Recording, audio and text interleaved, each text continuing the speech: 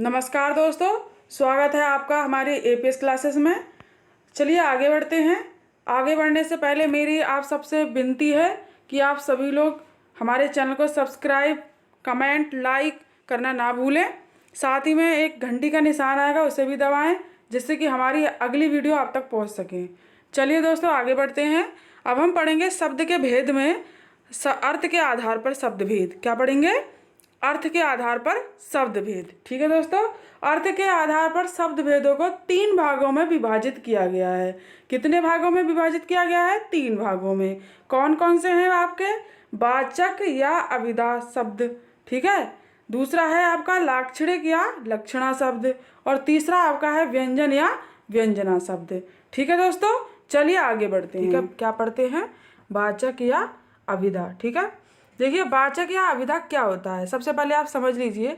ऐसे शब्द जिनका मुख्य अर्थ प्रयोग किया जाता हो।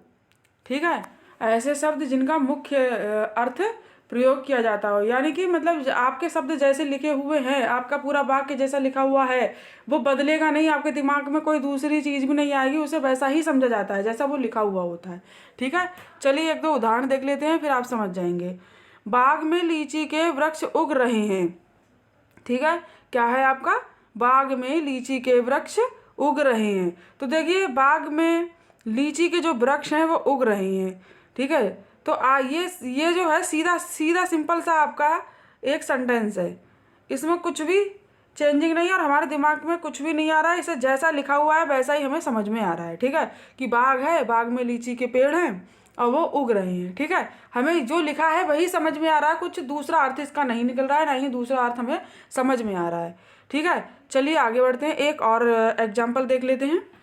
देखिए अब है आपका मोहन घर जा रहा है। क्या है आपका? मोहन घर जा रहा है। तो हमें सीधे सीधे दिख रहा है कि मोहन घर जा रहा है, कुछ और अर्थ निकल रहा है इसका नहीं निकला, सीधा सीधा सेंटेंस है साधारण सा कि मोहन घर जा रहा है। ठीक है, फिर हमारा तीसरा है मैदान में बच्चे हॉकी खेल रहे हैं। ठीक है, मैदान में बच्चे हॉकी खेल रहे हैं। ठीक है, तो इसमें भी हमें सीधा सीधा दिख रहा है कि मैदान में बच्चे क्या कर रहे हैं? हॉकी खेल रहे हैं। ठीक है, ऐसे सुरेश घर जा रहा है, इसमें भी हमें दिख रहा है सुरेश क्या कर रहा है? घर जा रहा है।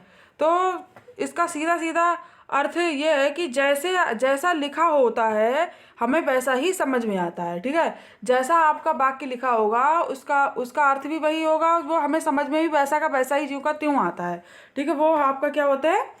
आपके वो होते हैं अभिधा। क्या होते हैं? अभिधा।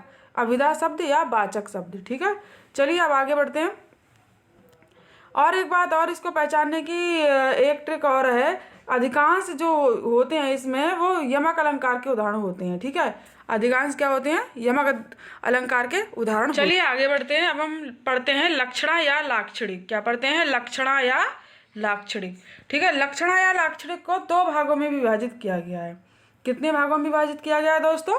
2 भागों में विभाजित किया गया है। सबसे पहला है आपका रूढ़ि लक्षणा, दूसरा है आपका प्रयोजनवती लक्षणा।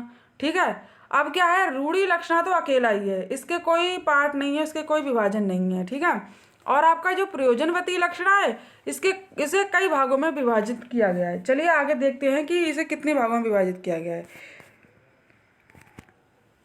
देखिए प्रयोजनवती लक्षणा आपका ये है प्रयोजनवती लक्षणा। प्रयोजनवती लक्षणा को 2 भागों में विभाजित किया गया है। कौन कौन से भागों में विभाजित किया गया है? एक है आपका शुद्धा लक्षणा, दूसरा आपका गौड़ी लक्षणा। ठीक है, क्या है आपका? एक है आपका शुद्धा लक्षणा और दूसरा आपका है गौड़ी लक्षणा। ठीक है दोस्तों, अब क्या है? शुद्धा को और गौड़ी को भी विभाजित किया गया है। देखते हैं आगे। आपका शुद्धा लक्षणा जो है वो भी 2 भागों में विभाजित है। कितने भागों में विभाजित है दोस्तों? 2 भागों में विभाजित है। क्या क्या क्या है? एक है उपादान लक्षणा और दूसरा है आपका लक्ष्य लक्षणा। ठीक है दोस्तों, चलिए आगे बढ़ते हैं। चलिए दोस्तों आगे बढ़ते हैं।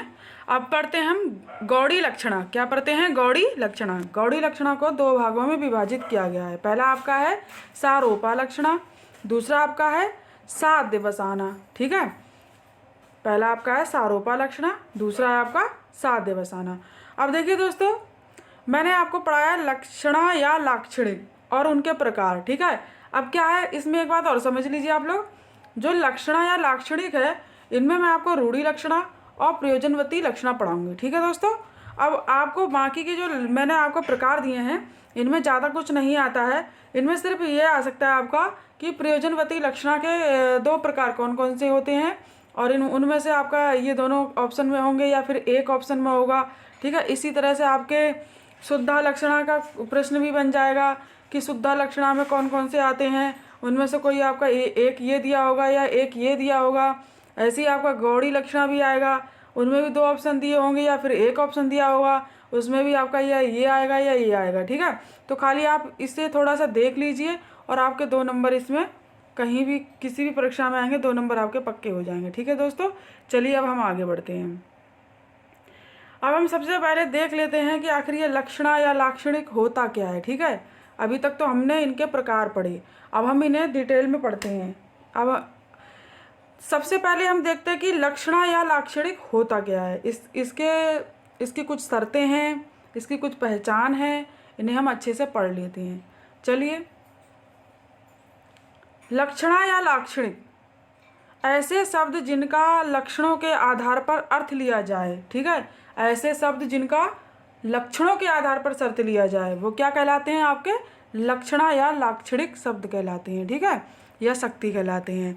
देखिए, इसकी 3 शर्तें होती हैं। क्या क्या शर्तें होती हैं? सबसे पहली शर्त इसकी होती है कि मुख्यार्थ में बाधा।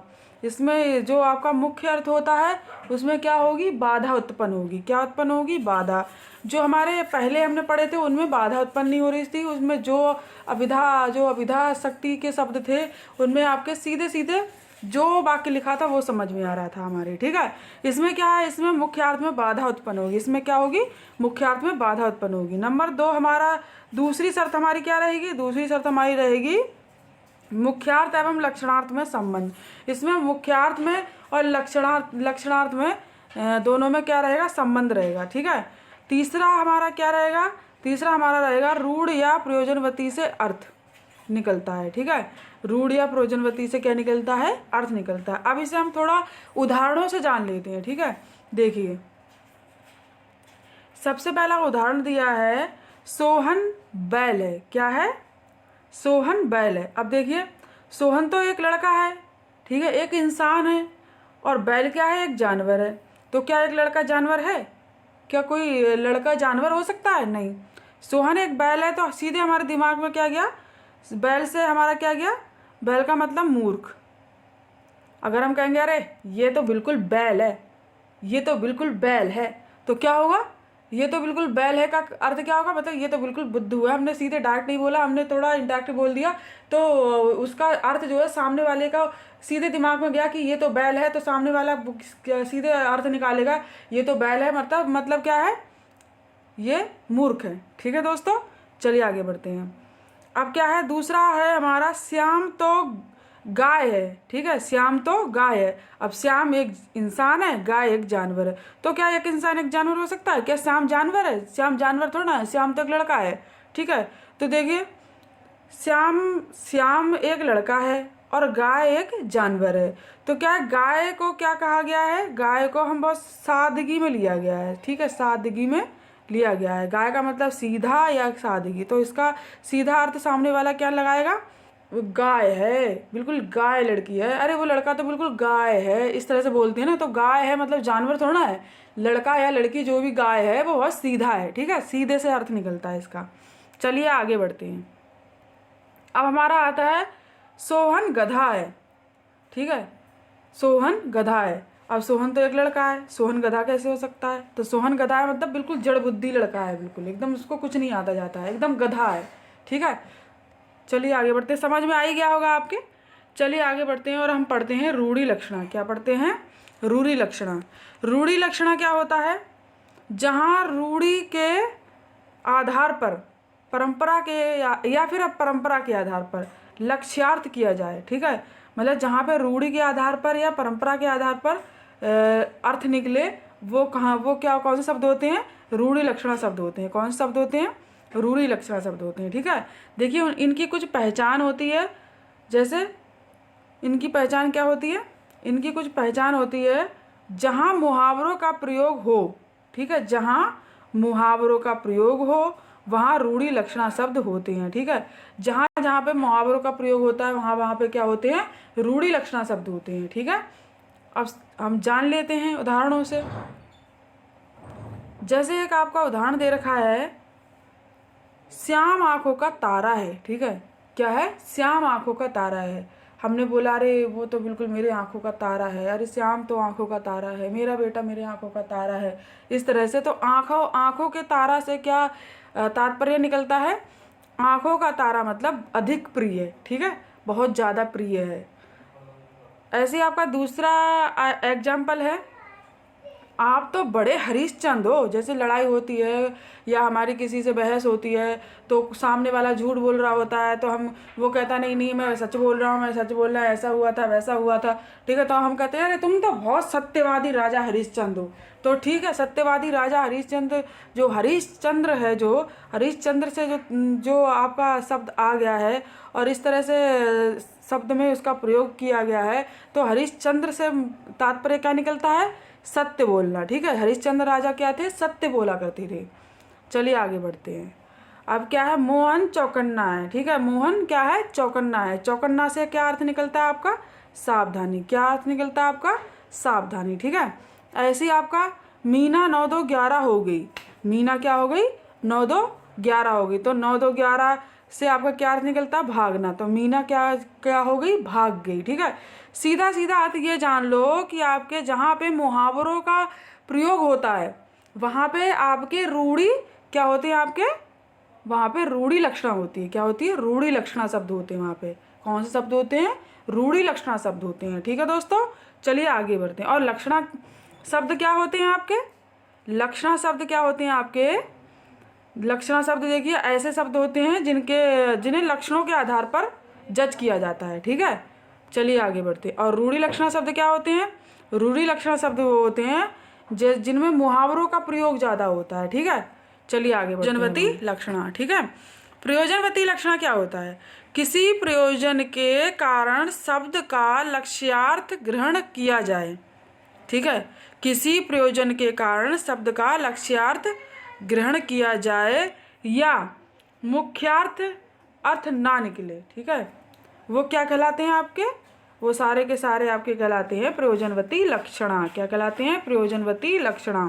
ठीक है, इसकी पहचान क्या होती है, इसकी पहचान होती है कि वो जितने भी होंगे आपके, वो आपके सादृश्यता या तुलना दर्शाने वाले अलंकार का प्रयोग होता है। ठीक है, उनमें ये इनकी एक पहचान होती है कि इनमें जितने भी होंगे आपके वो सादृश्यता या तुलना दर्शाने वाले अलंकारों का प्रयोग होगा उनमें।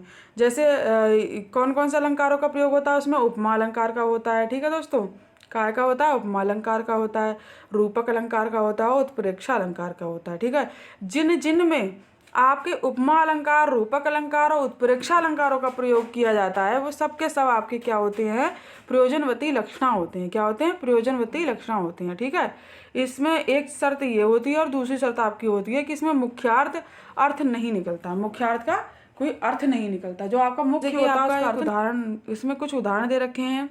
उदाहरण है आपके जैसे सोहन शेर है। ठीक है, सोहन क्या है, शेर है। सोहन क्या है, आपका मुख्यार्थ है।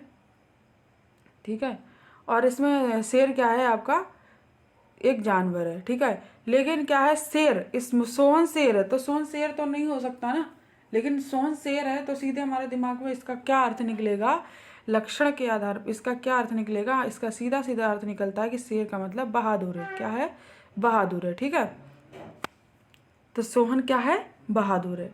अब ऐसे ही आपका एक एग्जाम्पल और आता है, कश्मीर वीर है। क्या, कश्मीर क्या है, वीर है। ठीक है, तो कश्मीर वीर तो नहीं हो सकता ना, कश्मीर एक जगह का नाम है और जगह क्या कोई वीर होती है, जगह वीर नहीं होती है। इसका सीधा सीधा अर्थ क्या निकलता है कि जो कश्मीर में रहने वाले लोग हैं, जो कश्मीर के लोग हैं वो वीर है। ठीक है, कश्मीर के लोग क्या हैं, वीर हैं। अब आगे क्या निकल, एक आपका लास्ट है, सीता तो फूल है। सीता क्या है, सीता तो फूल है। अब सीता एक लड़की है। ठीक है, सीता क्या है, सीता एक लड़की है, तो सीता फूल तो नहीं हो सकती ना।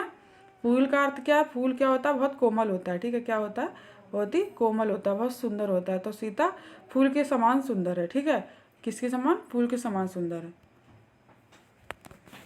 चलिए आगे बढ़ते हैं। आपके लाक्षणिक या लक्षणा जो शब्द थे वो आपके हो गए अब समाप्त। तो देखिए दोस्तों, आपने अच्छे से समझ लिए होंगे। अगर समझ में ना आया हो आपको तो आप एक बार अच्छे से फिर से वीडियो देख लीजिएगा और आपको अच्छे से समझ में आ जाएंगे। ठीक है दोस्तों, चलिए अब आगे बढ़ते हैं। अब है हमारा व्यंजना या व्यंजक शब्द। ठीक है, क्या है व्यंजना या व्यंजक शब्द। ये व्यंजना या व्यंजक शब्दों को भी दो भागों में बांटा गया है। कितने भागों में बांटा गया है? दो भागों में। पहला क्या है हमारा? शाब्दिक व्यंजना। दूसरा क्या है हमारा? आर्थिक व्यंजना। ठीक है, शाब्दिक व्यंजना क्या होता है? जो आपके अनेकार्थ शब्द होते हैं। और आपका आर्थिक व्यंजना क्या होता है? जो आपके एकार्थी शब्द होते हैं। ठीक है, इनके बारे में आगे हम समझेंगे। अब आगे बढ़ते हैं। सबसे पहले लेते हैं हम व्यंजना या व्यंजक। क्या लेते हैं हम? व्यंजना या व्यंजक। ठीक है, व्यंजना या व्यंजक क्या होते हैं? ऐसे शब्द जिनमें लक्षणा और अभिधा का अर्थ निकलना असमर्थ हो। देखिए, ये ना तो व्यंजना शब्द ऐसे होते हैं, ये ना तो लक्षणा होते हैं और ना ही अभिधा होते हैं। ठीक है, ना तो ये अभिधा होते हैं, ना ही ये लक्षणा होती है, ये बिल्कुल उनसे अलग होते हैं। ठीक है, ये क्या होते हैं फिर? चलिए हम जान लेते हैं। जहाँ वाक्यों में शब्दों का व्यंग्यार्थ होता है वहाँ पर ये व्यंजना या व्यंजक शब्द कहलाते हैं। ठीक है, जैसे आपके क्या है, इसकी कुछ पहचाने हैं। आप कैसे पहचानेंगे कि ये व्यंजना या व्यंजक शब्द हैं? देखिए, ना तो मुख्यार्थ आता है इसमें, ना ही लक्ष्यार्थ आता है। अब मुख्यार्थ और लक्ष्यार्थ आप समझ गए होंगे क्या होता है। ठीक है, लक्ष्यार्थ जो लक्षण के आधार पर हो, मुख्यार्थ जो आपका मुख्य होता है। ठीक है, ये आपके क्या होते हैं? जो मुख्य अर्थ होता है आपका वो मुख्यार्थ होता है, और जो लक्षण के आधार पर अर्थ निकलता है वो आपका लक्ष्यार्थ होता है। ठीक है, तो इसमें कोई कन्फ्यूजन तो नहीं है आपको। तो आप समझ लीजिए कि सबसे पहली कंडीशन क्या रहती है आपकी व्यंजना या व्यंजक में? आपकी ना तो मुख्यार्थ आता है और ना ही लक्ष्यार्थ आता है। ठीक है, दूसरी कंडीशन क्या रहती है आपकी? कल्पना करने पर हमारे दिमाग में एक स्पष्ट अर्थ निकलता है। ठीक है, क्या निकलता है?